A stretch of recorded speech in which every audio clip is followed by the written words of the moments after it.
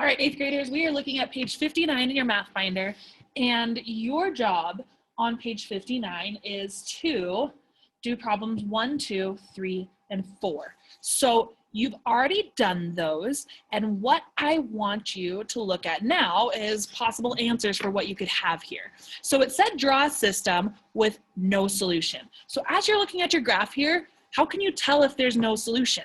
Well, if your lines never cross, then there's no solution. So what you should see here is that your lines are never crossing. They are going to have the same slope, and they are going to have a different y-intercept. Now, you're not writing these words on yours. You're checking to see if your two lines fit that description.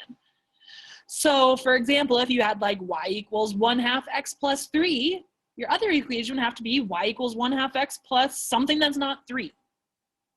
Okay, so on the no solutions, you should have the same slopes and a different y-intercept, and your lines should be parallel. Okay, so the one solutions, when it's a one solution, your line should cross once. By the way, don't write that on your paper. You're checking to see if yours actually do cross once. So what should your equations look like? They just have to have a different slope. That's all. If they have a different slope, then they will cross once. Okay, how about perpendicular lines? Well, a perpendicular line, they will cross at 90 degrees. But what do the equations look like? Well, they are going to have negative reciprocal slopes.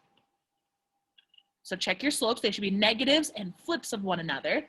And they are going to have, well, it doesn't really matter what the y-intercepts are. They can be anything, they can be the same thing, they can be different things. You just have to have those negative reciprocal slopes for them to cross at a 90-degree angle. Okay, and then it says, can you draw a solution at 2, 4? So if I were to go to the right 2 and up 1, 2, 3, 4, your graph just has to cross there. You just had to come up with 2 lines that cross through that ordered pair. Okay, so you could pick a y-intercept here, you could count down to the right, down to the right, down to the right, then you could pick a different y-intercept and count up to the right, up to the right. It doesn't really matter. They just have to cross there. That's all. Okay, so let's go down to these problems. You have one equation in a system that looks like this. So it says write the equation in slope-intercept form. So we're gonna start by solving for y. Push pause on the screen, see if you can solve for y, and then we'll look at it together once you're finished. Okay, I'm going to assume that you paused it and that you are ready to look at the answer. So we've got negative 2x plus 3y is equal to negative 15. So what you're going to do here is you need to solve for y. We can add 2x to both sides. These are gone. And then I've got 3y equals 2x minus 15. Last step. Divide by 3, divide by 3, divide by 3. And my final answer, y equals 2/3 x minus 5. Okay, so there's my first equation. The second thing says, try to make it so that they have one solution. Okay, so what we said earlier about having one solution is they just have to have different slopes. So this is what your equation should look like if you are going to get one solution. By the way, you have to actually fill in your equation. You're not going to write down, well, I'm going to write this down. You're welcome to write this down, but you're going to have to come up with your own equation. So y equals, you need to make sure that you have a different slope. You have to have a different slope than this one. Okay, so you've got a different slope, then you're multiplying it by x and you're adding on a b value, and that b value can be any number. Okay, so on yours, let's see an example that could work here. Y equals, well, what's a different number than 2/3? How about the number 7? Great, 7x. And then we can pick any number for adding on the end. I'm going to add on 3. Great, done with that problem.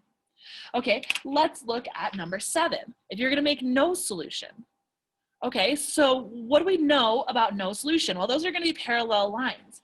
So the slope used to be 2/3. We need a slope that's the same exact thing as 2/3. So y equals same slope, and that is going to go in the front. So you've got to have the same slope as this guy, times x plus a b value, but your b value needs to be different. These cannot be the same b value. Otherwise, you're going to have the same exact line. So if I were to give an example of that, well, the same slope would mean I have to choose the 2/3 again. Then I have x. The only b value that I cannot pick is -5. Well, there are a lot of numbers on this planet that aren't -5. So I'm going to go ahead and like add 11. That's a different number than -5, so it works. Okay, let's go to the last one. Infinitely many solutions. So if this was the original equation, I've got to make one that has infinitely many with y equals 2/3 x minus 5. So let's start by saying y equals, and these have to have the same slope. So we have to have the same slope as this guy times x plus some b value that has to be the same.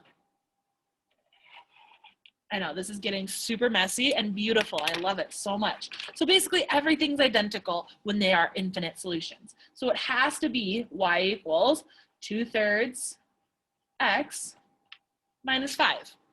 And that's how we're going to do problems like this.